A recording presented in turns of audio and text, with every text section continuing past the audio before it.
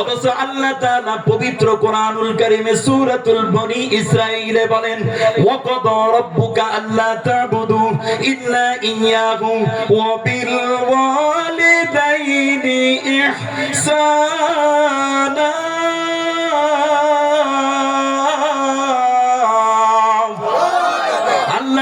বলেন আমি আল্লাহর ইবাদত করো, আমি আল্লাহর সাথে কাউকে শরীক করিও না। ওয়া বিল ওয়ালিদাইনি ইহসানা, পিতামাতার সেবা করো, পিতামাতার খেদমত করো।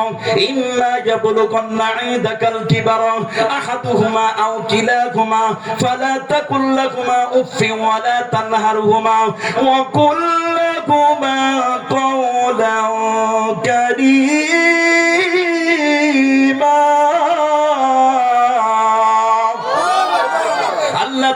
বলেন তোমার জীবন দশায় যদি তোমার মা তোমার বাবা বার্ধক্যে বৃদ্ধ অবস্থায় যদি তুমি তোমার জীবন দশায় তোমার মা বাবাকে পাও, তাহলে উফফি ওয়ালা তানহারহুমা, উফ শব্দটি ব্যবহার করিও না।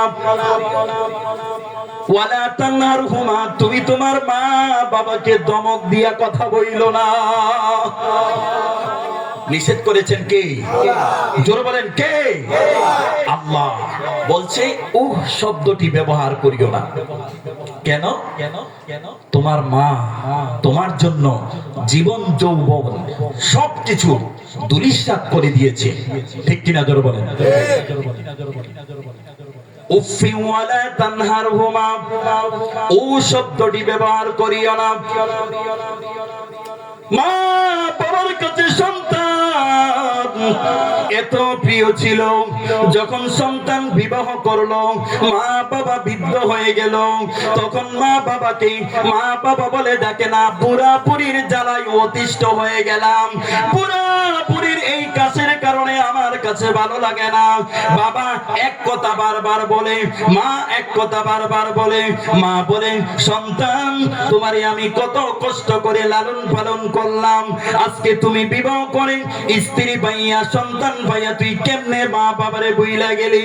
অথচ আল্লাহ বলে ওয়ালা তানহারহুমা, খবরদার আমি আল্লাহর ইবাদতের পরে ওয়া বিল ওয়ালিদাইনি ইহসানা, মা বাবার সেবা করো। সুবহানাল্লাহ। আল্লাহর ইবাদত করা যেমন ফরজ, সন্তানদেরকে আল্লাহ অর্ডার করেছেন পিতামাতার খেদমত করা সন্তানের জন্য ফরজ। সুবহানাল্লাহ বলবেন না? আল্লাহু আকবার। ওয়াকফিদ লাকুমা জানাহাদ যুল্লি মিনার রাহমাহ, মা বাবার এমন ভাবে খেদমত করবে, মা বাবার সামনে ভালোবাসার ডানাগুলো বিছিয়ে দিবে, হাতগুলো বিছিয়ে দিবে। মা বাবার সামনে তুমি দুর্বল হয়ে যাবে, মা বাবার সামনে তুমি ক্ষমতা দেখাইবা না। আবার আল্লাহ তাআলা বলেন বান্দারে আমি আল্লাহ তোর মা বাবার জন্য আমি আল্লাহ দোয়া শিখিয়ে দিচ্ছি। ওয়াকুর রাব্বিরহামহুমা কামা রাব্বায়ানি সগীরা। আল্লাহ আমার মা বাবা ছোটবেলা আমাকে যেইভাবে স্নেহের কোলে লালন পালন করেছে, আল্লাহ তুমিও আমার মা বাবাকে তোমার রহমতের কোলে লালন পালন করো। জোরে বলেন সুবহানাল্লাহ।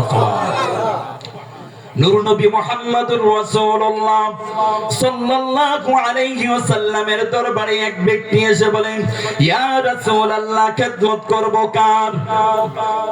নবীজি বললেন উম্মুকা, তোমার মায়ের। ওই ব্যক্তি আবার প্রশ্ন করলেন ইয়া রাসূলুল্লাহ খেদমত করব কার? নবীজি বললেন উম্মুকা, তোমার মায়ের। তৃতীয়বার ওই ব্যক্তি আবার প্রশ্ন করলেন ইয়া রাসূলুল্লাহ খেদমত করব কার? নবীজি বললেন উম্মুকা, তোমার মায়ের। চতুর্থবার যখন বললেন খেদমত করব কার? নবীজি তখন বললেন ক্বালা আবুকা, তোমার আব্বার। সুবহানাল্লাহ। নবীজি কেন মার কথা তিনবার বললেন? কয়বার? সবাই বলেন কয়বার? তিনবার। তিনবার কেন বললেন? নবীজি বললেন যে মা জনম দুঃখিনী এমন তিনটা কষ্ট করে যেই তিনটা কষ্ট পৃথিবীর কোনো বাবা, পৃথিবীর কোনো স্বামী, পৃথিবীর কোনো পুরুষ জাতি এই তিনটা কষ্ট করে না। সুবহানাল্লাহ বলবেন না? আল্লাহ তাআলা পবিত্র কোরআনুল কারীমে বলেন, হামাদাতহু উম্মুহু কুরহা ওয়া ওয়াদাআতহু কুরহা ওয়া হামলুহু ওয়া ফিসালুহু 30 শাহরা। এক নাম্বার, হামাদাতহু উম্মুহু কুরহা, মা জনম দুঃখিনী সন্তানকে পেটে নিয়ে 10 মাস 10 দিন এমন কষ্ট করে, যেই কষ্টটা পৃথিবীর কোনো বাবারা করে না, কোনো স্বামীরা করে না। ঠিক কিনা জোরে বলেন? হামাদাতহু উম্মুহু কুরহা বলেছেন কে? আল্লাহ। সবাই কথা বলে না, বলেছেন কে? আল্লাহ।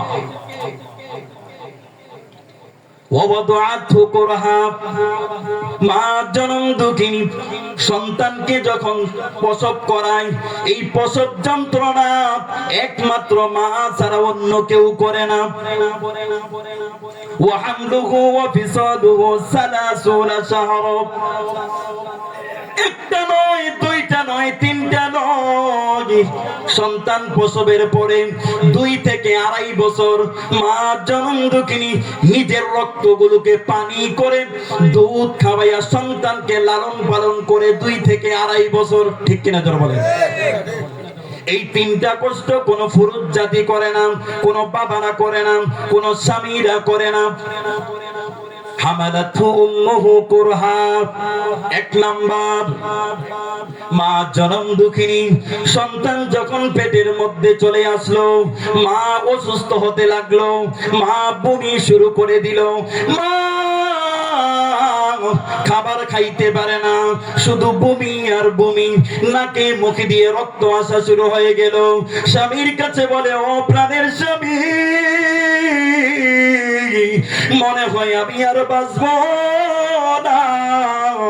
ও প্রাণের স্বামী, আমি খাবার খাইতে পারি না। মা জনম দুঃখিনী খাবার খাইতে পারে না। মহিলাদের, মাদের যখন বাস পড়ে তখন কোনো কিছুই খাইতে পারে না, সব শুধু গন্ধ কয়। সারাদিন পরিশ্রম করার পরে মা যখন খাবার খাইতে বসে, হঠাৎ করে সন্তান পেটের মধ্যে মাকে লাথি দিল। মা দাঁড়ানো অবস্থা থেকে জমিনের মধ্যে বেহুশ হইয়া পইরা গেল। মানুষগুলো দরাদরি কইরা মার মাথার মধ্যে পানি দিতেছে।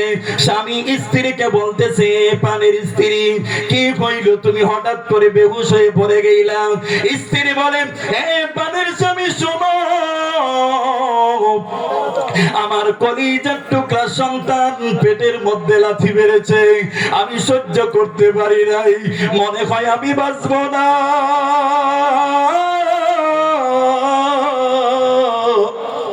মনে হয় আমি আর বাঁচবো না। মা 10 মাস 10 দিন সন্তানটাকে পেটে নিয়া রাত্রে ঘুমায় না। স্বামী ঘুমিয়ে আছে, ছেলে মেয়েগুলো ঘুমিয়ে আছে, অথচ মা ঘুমায় না। একবার বসে একবার দাঁড়ায়। স্বামী হজা কইয়া বলে, ও বউ, ও স্ত্রী, তুমি ঘুমাও না কেন? ও ঘুমাইতে পারি না, সন্তান পেটের মধ্যে নাড়াচাড়া করে কলিজার মধ্যে যাইয়া লাগে। মাঝে মধ্যে সন্তান যখন নড়ে আর যখন পেটের মধ্যে লাথি মারে, লাথিটা কি আমার কলিজার মধ্যে লাগে। এমন মা আছে, সন্তান পেটে আসার আগ থেকে ডেলিভারি পর্যন্ত শুধু বমি আর বমি করতে থাকে। ঠিক কিনা জোরে বলেন?